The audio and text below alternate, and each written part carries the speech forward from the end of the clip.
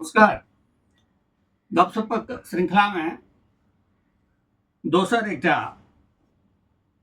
गप प्रस्तुत करै छै। आशा है अपने लोगन के बढ़िया लागत।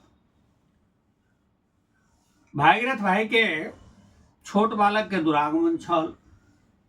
दुल्हिन बिना घोग मरौत के फूल पत्ती से सजायल गाड़ी में से उतरली है। सखी बहिनपा सब पुराने सन गीत के आधुनिक बना गायब उठली। मोटर में गुड़ बदलैन करू कनिया।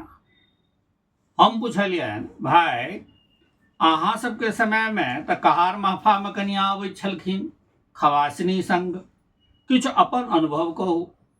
ताहि पर भाई कह लगला, हमर सासुर 7 कोस दूर छल हमरा गाम सँ।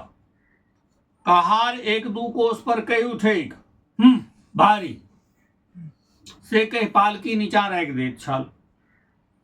जे दूरी गाड़ी सँ घंटा भर में तय होइत अछि ताहि में 3 घंटा लागि जायक।